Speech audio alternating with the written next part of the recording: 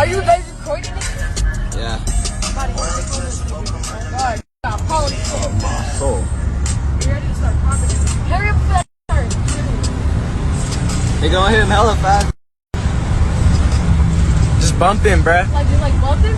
Yeah, just bump him. Go like 15, 20.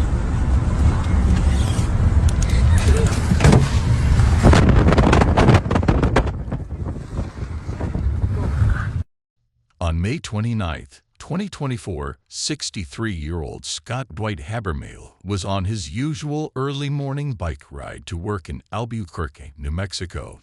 It was something he did for years. But that morning, a stolen car on purpose swerved into the bike lane, hit him incredibly hard, and sped off, leaving him to die on the side of the road. For 9 long months, the case didn't move forward.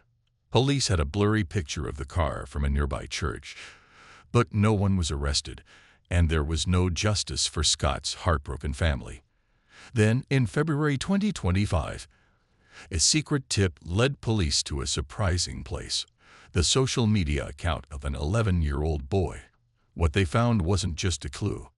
It was a recording of the murder itself, filmed from inside the killer's car. The discovery didn't just crack the case wide open. It showed a shocking world of violence by young people that was happening right under everyone's noses. Chapter 1: The Victim and the Cold Case. Everyone said that Scott Dwight Habermehl was a smart and respected man. He had a PhD in physics and worked for 30 years as an engineer at Sandia National Laboratories. He was a husband, a father to 2 sons, and he loved being outdoors and was deeply loved by his family. His 4:40 a.m. bike ride was just part of his active and organized life. On that tragic May morning, however, his life was cut short in what seemed to be a meaningless hit-and-run. The Albuquerque Police Department's crash team took the case, but the investigation quickly got stuck. The crime happened in the dark, and the people who did it seemed to have disappeared. For 9 painful months, the family was left with only sadness and questions. The case was unsolved, and it seemed like they would never get justice. The family had to believe that Scott's death was just a random sad accident, and it was even worse knowing that whoever did it was still out there. CTA. The fact that this crime was hidden for so long is a scary reminder of how easily the truth can be buried.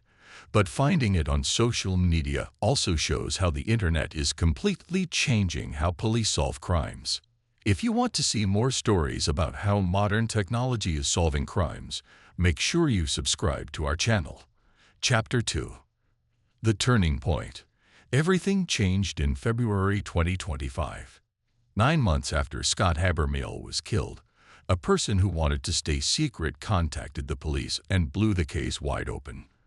The tip pointed them to a social media account, said to be on Instagram, that belonged to an 11-year-old boy. The tipster claimed it had a video of the deadly crash. At the same time, a middle school principal reported that a student told them about seeing the same scary video.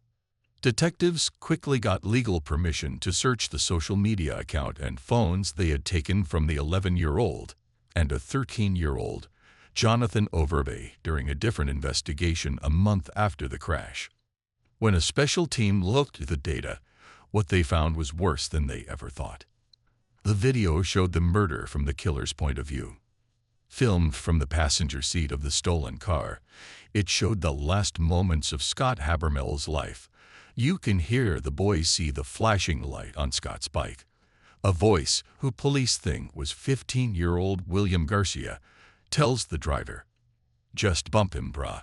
The driver, who police say was 13-year-old Jonathan Overbay, asks what he means, and another person in the car tells him to do it.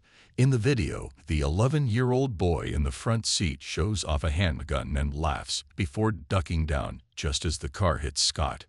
The phone recorded the awful sound of the crash that threw the 63-year-old man and his bike over the car's hood. This wasn't just a hit-and-run anymore. It was a planned murder, and the killers had recorded themselves doing it. Chapter 3: The Investigation Unfolds.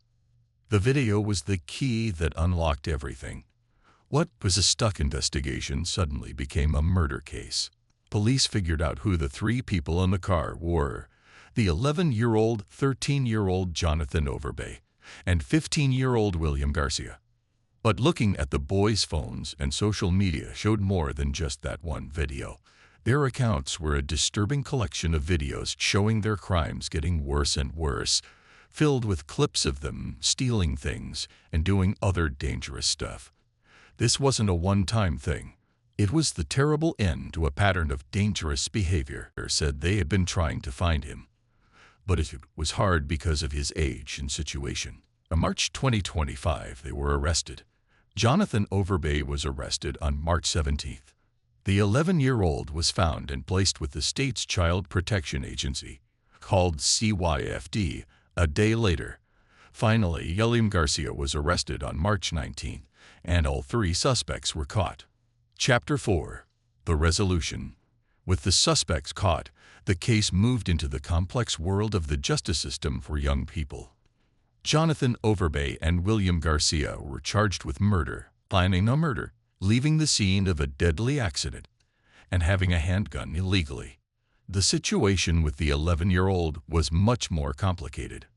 According to the law in New Mexico at the time, a child under 12 couldn't be locked up in a youth jail for murder.